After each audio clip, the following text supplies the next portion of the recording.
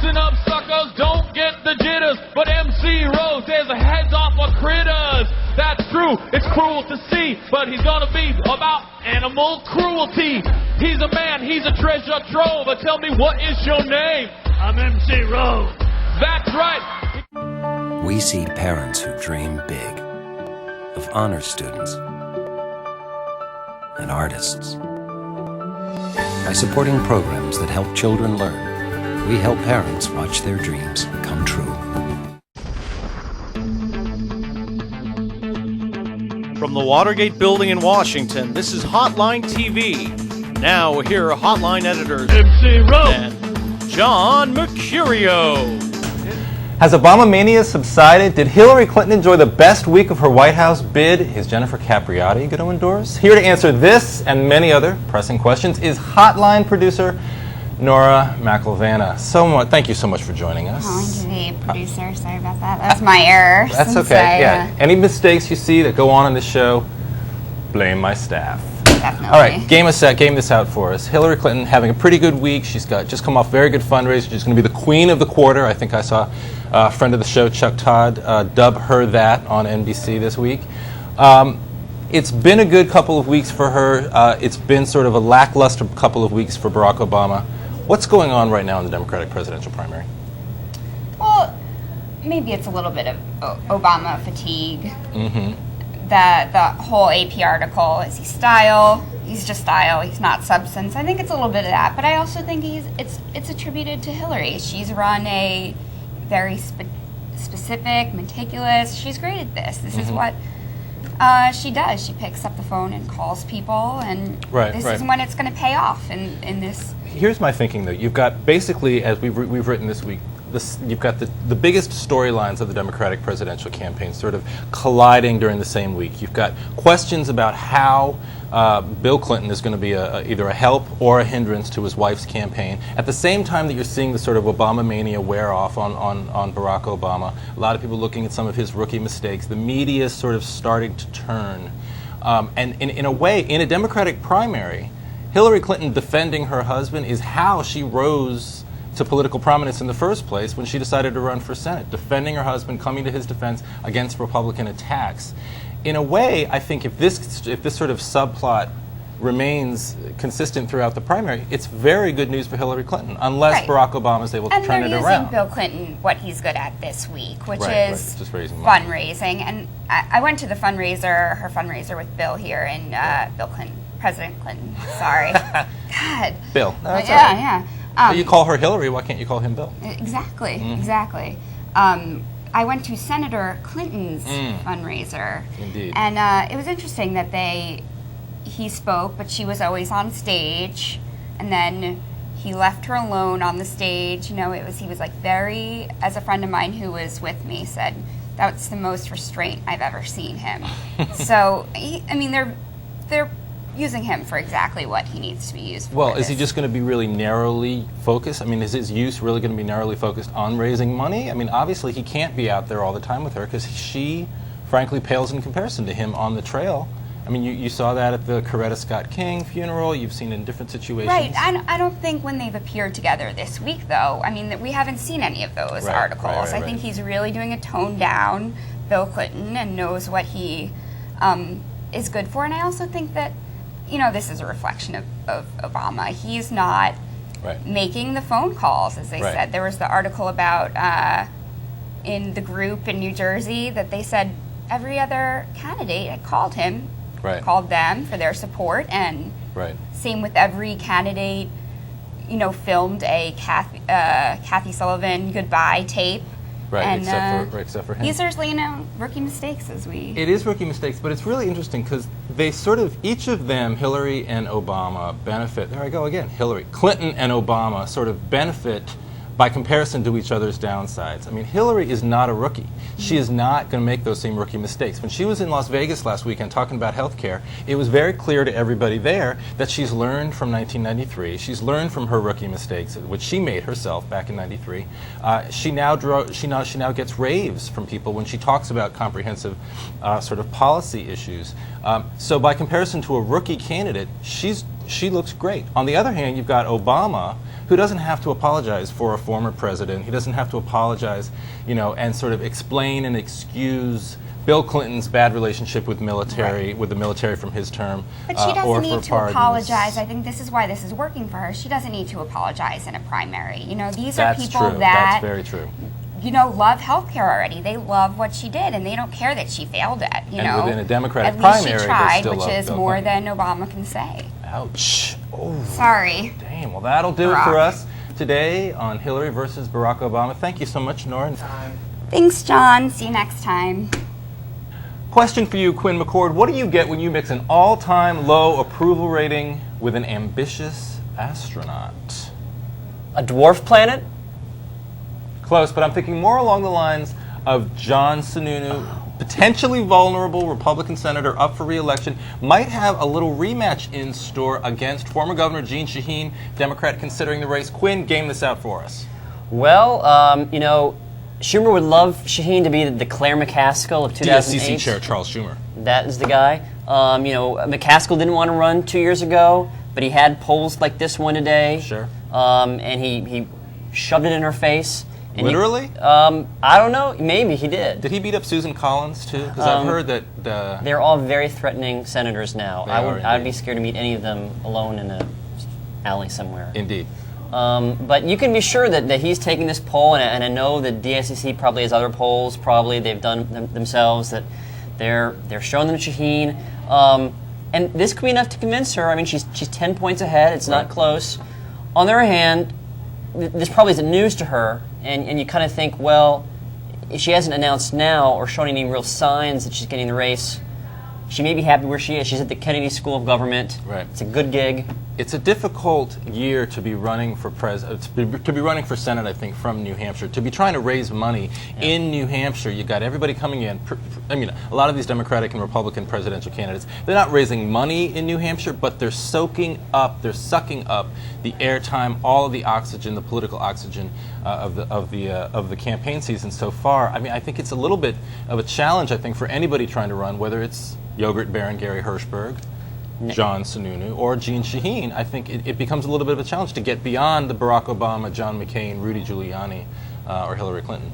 Yeah, although you wonder if Kerry was able to win New Hampshire in 2004, maybe if it's hard for the Senate race to break through, maybe that helps the Democrats. The fact that I'm looking at this poll, Sununu was at 34%.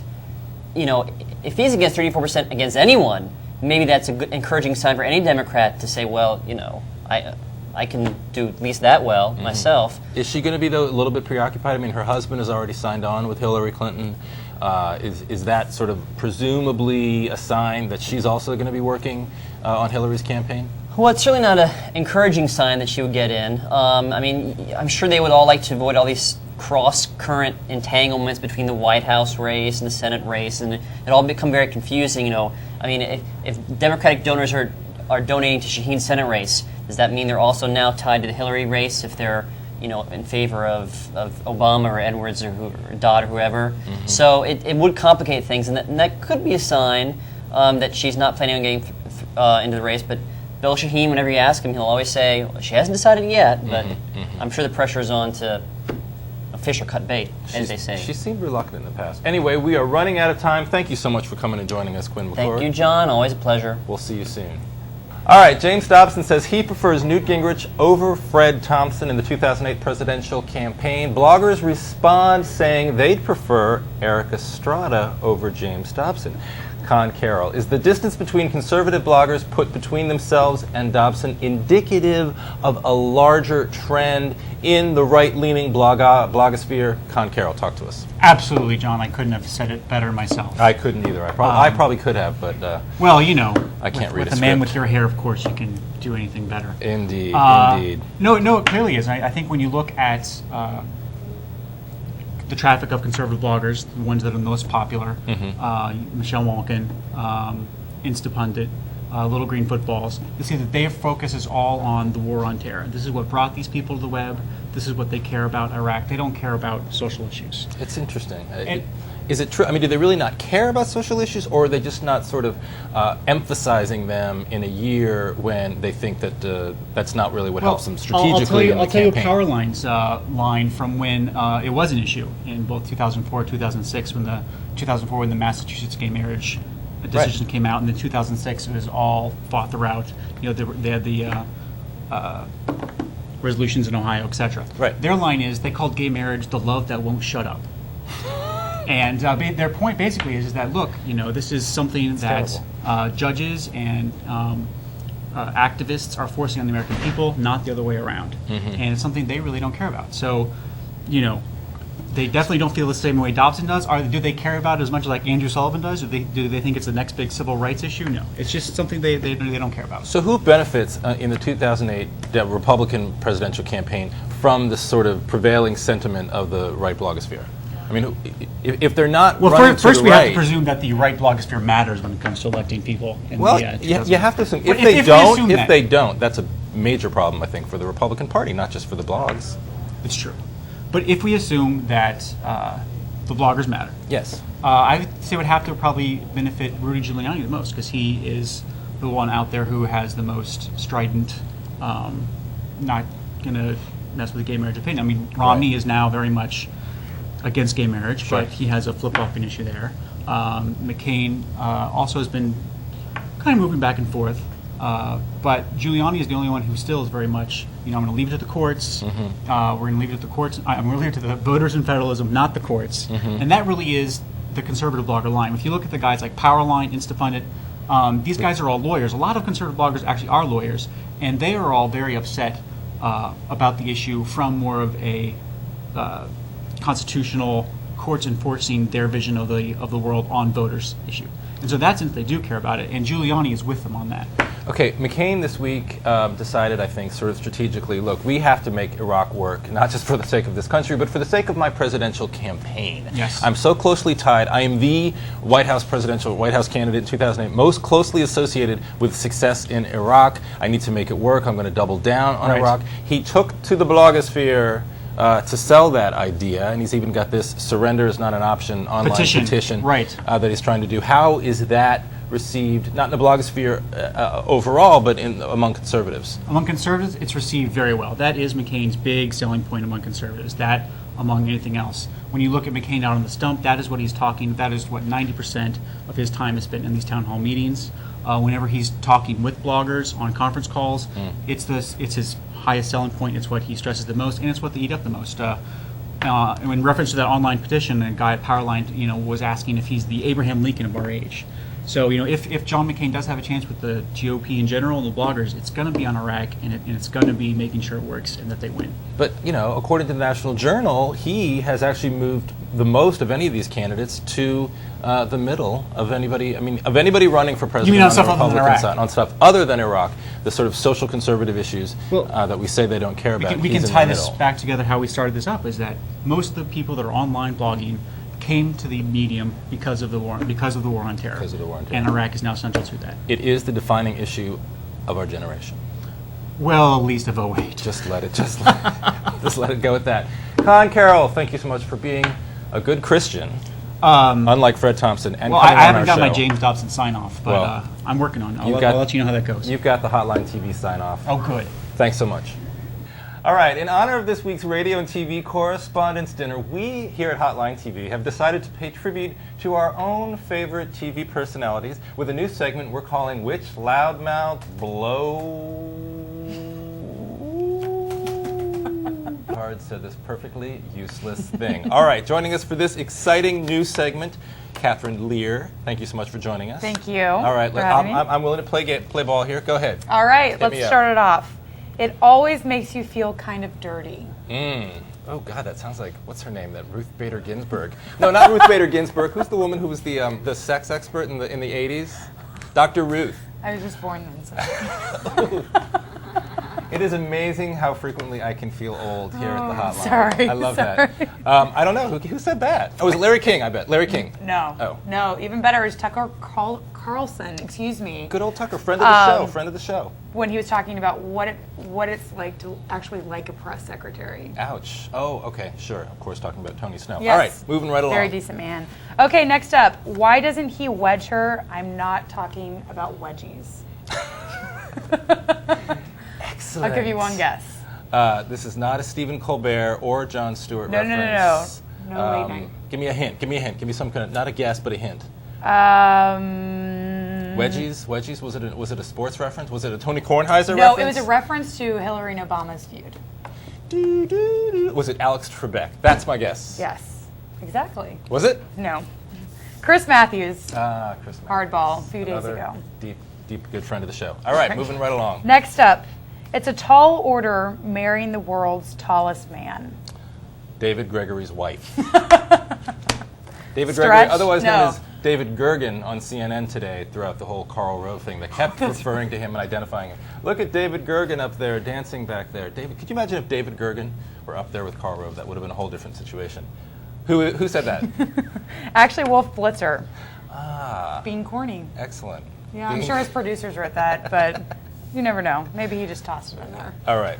How would he know what it's like to be married to the world's tallest man? I don't know. How does Wolf Blitzer know what it's like to be married to the world's tallest man? I think this segment's going to get us a lot of enemies. Yeah, okay, exactly. moving on. This isn't brief. You've been talking now for 2 minutes, so if I may. That's Aaron Brown, former CNN anchor Aaron Brown, who does not like other people to be talking over him while he is the anchor, much like myself. No, the good guess, but I'll give you a hint. He was recently in Washington up on the Hill. Ooh, another CNN anchor who likes to talk, Lou Dobbs. That's right. Excellent. That's Lou right. Xavier Dobbs. And I think that concludes the segment. Oh, wait, no. One more. We saved the best for last. Yes. I've got a little, little tiny arm. Helen Thomas. Helen Thomas or Anderson Cooper when asked to reach in a dolphin's stomach. He's always out and about. Infotainment anchor Anderson Cooper. Excellent. All right, that is an excellent game. We could play that if we took like a road trip or something up to Iowa or New Hampshire. That would be a great way to do to kill some time. Get through it, yeah. All I right. agree. Wow, is that the 2-minute warning already? Wow, all right. Well, time flies. Jim McGreevy's ex-wife is doing a round of TV interviews in the next month. Her first public comment since her husband came out of the closet. Is that good news for Jim? I mean, it's bad enough that the guy still has to live in New Jersey.